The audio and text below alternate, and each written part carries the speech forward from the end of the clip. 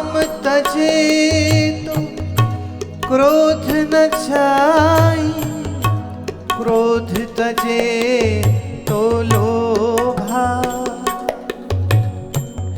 क्रोध तजे तो लोभा,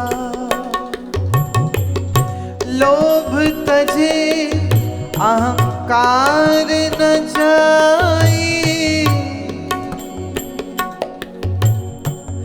मान बड़ाई शोभा, मान बड़ाई शोभा, अवधू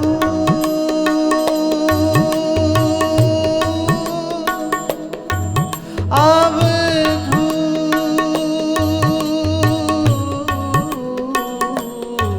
माया तजी न जाई, माया तजी न जाई, माया तजी न जाई, माया तजी न जाई।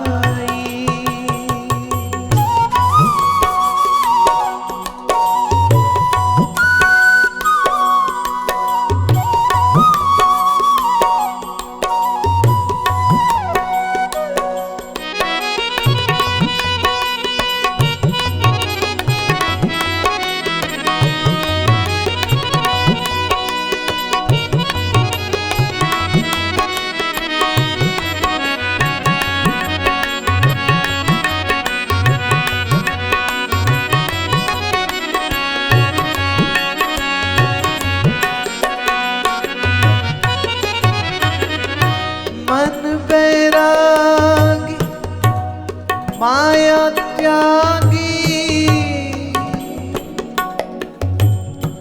शब्द में सुरत समाई, मन बैरागी माया त्यागी, शब्द में सुरत समाई, कहे कबीर सुनो भाई साधो, ये गम बिरले पाई, माया तजी न जाई, माया तजी न जाई, अवधू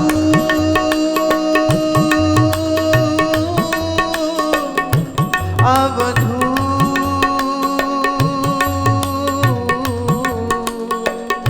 माया तजी न जाई, माया तजी न जाई, माया तजी न जाई, माया तजी न जाई, माया तजी न जाई, माया तजी न जाई, अवधू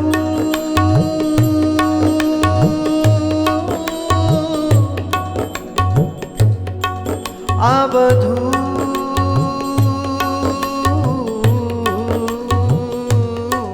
माया तजी न जाई, माया तजी न जाई, माया तजी न जाई, माया तजी न जाई।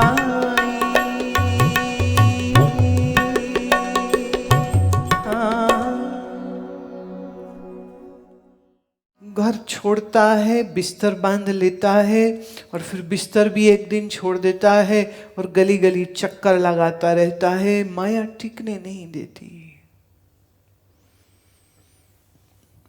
काम तजे तो क्रोध न जाई। काम वासना छोड़ दी, मैंने ब्याह नहीं किया, पति पत्नी नहीं बनाया, बड़ी मेहनत करी, पर जितनी ऊर्जा काम में लगी थी वो तो रोक लिया, वो सारी क्रोध में चली गई। इसलिए ये दुनिया में कहावत बन गई, जो शादी न करे और बहुत गुस्सा खाने लग जाए, वो कहते इसकी शादी करा दो, ये ठीक हो जाएगा। और मजाक की बात नहीं है, बहुत से साधुओं में बड़ा जो गुस्सा तुमको दिखाई देता है वो कभी कभी काम का ही है, जो क्रोध बन के निकल रहा है। काम एक वेग है। देखिए हमारे ऋषियों ने इसीलिए गृहस्थ आश्रम की बात कही कि वैदिक तरीके से, सही तरीके से अपनी जीवन को संयम में, किसी एक चार दीवारी में, किसी एक साथी के साथ बिता ले, नहीं तो मन तो पापी है, तो दसियों जगह जाएगा। काम तजता है तो क्रोध नहीं जाता है। अच्छा, फिर क्रोध छोड़ दिया तो लोभ नहीं जाता है। लोभ भी छोड़ दिया तो फिर अहंकार नहीं जाता है। तुमने देखा अखबारों में आ जाते हैं, फलान सेठ ने अपनी अरबों की संपत्ति त्याग के, और उसका जो कार्यक्रम हुआ उस कार्यक्रम पे 5 करोड़ खर्च कर दिया। दुनिया भर के अखबार और टीवी और जर्नल्स बुलाए गए और उसका जुलूस निकला तो 50 लाख उसमें खर्च कर दिया। छोड़ रहे हैं कि पकड़ रहे हैं? पर्युषण होता है तो उपवास करते हैं, तो जो ज्यादा उपवास करे उसका सम्मान किया जाता है। जो ज्यादा रुपया मंदिर को दान दे उसको पगड़ी पहनाई जाती है। मंदिर हिंदू का हो, जैन का हो या गुरुद्वारे का हो, जो ज्यादा माल चढ़ाता है, जो ज्यादा मैंने लोभ छोड़ रहा है, वो दे रहा है, तो देने वाले को क्या मिलता है? सम्मान, मान, बड़ाई, शोभा। मान मिलता है, शोभा मिलती। काम छोड़ दिया, क्रोध छोड़ दिया, लोभ छोड़ दिया, फिर अहंकार न गया, और जब अहंकार न गया तो फिर मान और शोभा की चाह नहीं जाती। मन बैरागी माया त्यागी। ए मन बैरागी हो, छोड़ इस माया को, शब्द में सुरत समाई। इस मन को शब्द में जोड़ दे। शब्द अनुगत समाधि, सविकल्प समाधि में कई शब्द अनुगत समाधि। जब किसी एक शब्द के साथ मन को जोड़ा, मन एकीकार हुआ, मन मंत्र रूप हुआ, मन उसी में स्थित हुआ। इसी को कहते हैं शब्द में सूरत समाई। कहे कबीर सुनो भाई साधो, ये गम बिरले पाई। गम यहाँ खुशी और गम वाला गम नहीं है, ये गम मतलब है जानना। इस रहस्य को कौन जानेगा? जो वैरागी होगा। जो वैरागी होगा, माने काम न, क्रोध न, लोभ न, अहंकार नहीं, मान नहीं, बड़ाई नहीं। अब देखिए ये सब खड्डे हैं मन के। हमें कुछ नहीं चाहिए, हमें कुछ नहीं, पर हमें मान जरूर चाहिए। वो कहते मान मिले न मिले, कहीं जाए तो रुपया पैसा जरूर मिलना चाहिए। तो कोई यहां फंसा है, कोई यहां फंसा है, कोई यहां फंसा है। कोई मुनि अपने त्याग के अभिमान में फंसा है और कोई उद्योगपति अपने माल के अभिमान में फंसा है। फंसे दोनों हुए हैं। एक नंगा फंसा है, एक रेशम पहन के फंसा, बस इतना ही फर्क है। एक रोल्स रॉयस कार में बैठ के फंसा है और एक सड़क पे नंगे पांव चलने में फंस गया है।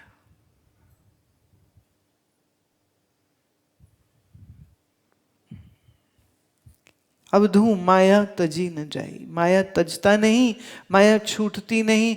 मन उतना मजबूत होता जाता है। काम में, क्रोध में, लोभ में क्या है? मन आपका ताकतवर होता है। जैसे किसी ने बुरा शब्द कहा, आपको गुस्सा आया, आपने एक शब्द के जवाब में 4 बोले, सुनने वाले ने 4 के 8 बोले, आपने 8 के 16 बोले, तो बढ़ रहा है ना मामला। यही संसार। अच्छा, किसी ने कुछ उल्टा सीधा बोला, आपने सुन लिया, सुन के छोड़ दिया, तो 2, 4, 6, 8, 16, 32 कुछ भी नहीं होगा अब तो क्रोध न करने से मनोवृत्ति सिमटती है, क्रोध करने से मन की वृत्ति और बिखर जाती है। मनोवृत्ति को समेटने का नाम वैराग्य है, मनोवृत्ति को फैलाने का नाम संसार।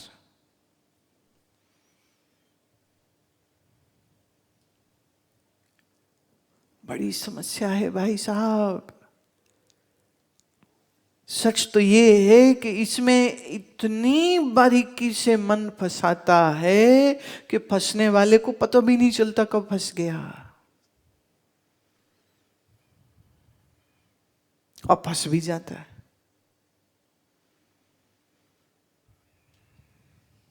फिर कह दूं, अधिक बोलने वाला, अधिक सोने वाला, अधिक खाने वाला योगी नहीं हो सकता। और जो योगी नहीं होगा वो ज्ञान का अधिकारी नहीं होता है। ज्ञान के अधिकार में ये बड़ी आवश्यक बात कही गई है। अब अच्छा, पहले नहीं मान लो किया से सीधे किसी ज्ञानी गुरु के पास पहुंच गए, सीधे ही वेदांत की कक्षा सुनने लग गए। अब क्या करें? अब उसको हम ये नहीं कहेंगे कि जाओ पहले ये करके आओ, वो करे कोई नहीं, तुम ज्ञान सुनो और सुनते सुनते साथ में तुमको ये भी करवा देंगे।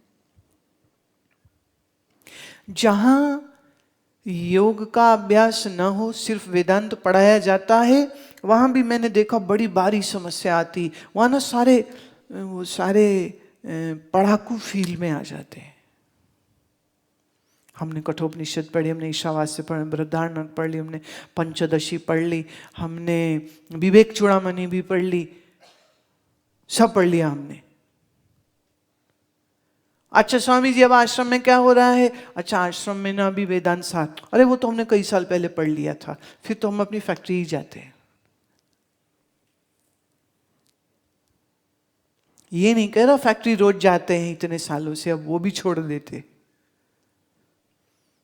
अभी लंदन में जब प्रोग्राम था तो वो एक गाड़ी में ड्राइव करते हुए एक फ़ोन आया, तो जो मेरी गाड़ी चला रहे थे वो कॉल्स भी अटेंड कर लेते भी, कार्यक्रम से संबंधित थे। तो मैंने कहा नहीं, आप कॉल सुन लो, नो प्रॉब्लम। तो वो कार के स्पीकर में चूंकि चल रहा है तो मैं भी सुन रही हूँ। अब उनको तो ये मालूम नहीं कि जिसको फ़ोन किया मैं उसके पास ही बैठी हूँ और स्पीकर फ़ोन से बातचीत हो रही। तो उसने पूछा, अच्छा when is the satsang happening? उन्होंने डेट्स बता दी। कहती, is it a typical satsang? What is that? Typical satsang, what do you mean by that? अब मैं तो तुमको क्या मतलब उलटबाजी लगा के दिखाऊं, स्टेज पे आऊं तो भरतनाट्यम करके दिखाऊं तो वो टिपिकल सत्संग नहीं लगेगा तुमको? क्या करूं मैं? तो खूब हंसते रहे बाद में। मैं ये क्या मतलब था? कह रहे जी ऐसे ऐसे फोन आते हैं, ऐसे ऐसे बातें लोग पूछते हैं, पर अब हमारी जॉब है कि हमको इंफॉर्मेशन देना, हम देते रहते। But is it a typical satsang? So what were you expecting? अजीब बुद्धि। तो वेदांत पढ़ने सुनने वाले संसार तो नहीं छोड़ते, शब्द ज्ञानी होकर के वो बड़े संतुष्ट हो जाते, हमें तो सब पता है, अब तो कोई जरूरत ही नहीं। और क्या बताएंगे? मैं सच्चिदानंद ब्रह्म हूं, संसार भ्रम है। तो बताइए, चलो पिक्चर कौन सी लगी है, शॉपिंग कहाँ करने चले, सेल कहाँ है, शादी किसकी है, पार्टी किसकी है, कहाँ चले, लेट्स डू समथिंग।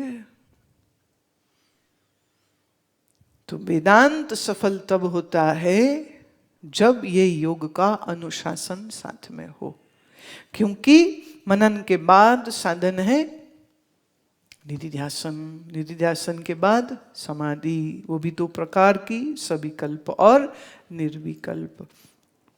और ब्रह्मा अनुभूति का साक्षात साधन कौन है? साक्षात साधन तो समाधि है। पर फिर वही बात आए, कौन सी समाधि? कौन सी शब्दानुगत विचारानुगत आनंद वाली, कौन सी वाली योग की, जड़ समाधि, कौन सी समाधि, किसको समाधि तुम कह रहे हो, वो भी समझ होनी चाहिए। तो फिर उसके साथ पूरा क्रम है। क्रम क्या है? यम, नियम, आसन, प्राणायाम, प्रत्याहार, धारणा, ध्यान, समाधि। ये तो करना है किसको? गुरु जी को।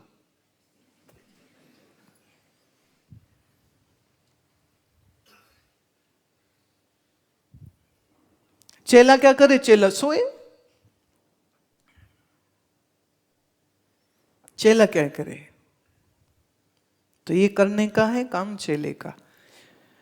फिर मोक्ष की जिज्ञासा लेकर के, ज्ञान की जिज्ञासा लेकर के सदगुरु के समीप जाना और सदगुरु के चरणों में बैठ करके वेदांत परक श्रुति युक्तियों का श्रवण करना। तो श्रवण के बाद मनन, मनन के बाद निधिध्यासन, और निधिध्यासन की संपूर्णता हो जाएगी निर्विकल्प समाधि में। शब्द से सुना श्रवण में, पर साक्षात अपरोक्ष अनुभूति के लिए निधिध्यासन की आवश्यकता है। इसलिए साक्षात साधन, कई लोग सिर्फ निधिध्यासन को ही कहते हैं, बाकी तो डिटेल है ना निधिध्यासन की, कि समाधि है और सविकल्प है, और that's a detailing of the निधिध्यासन।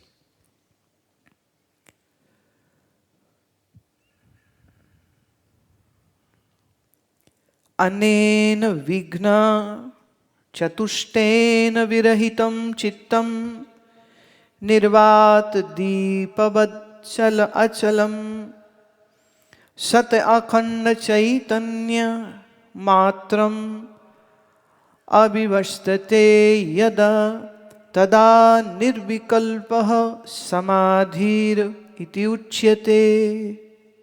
जब ये चार जो साधन विघ्न हैं, इनको दूर कर दे, मन को मुक्त कर दे, और फिर मन तेरा यूं टिक जाए जैसे ऐसा दीपक जो जल रहा है और कोई हवा नहीं है उस कमरे में, एकदम स्थिर है।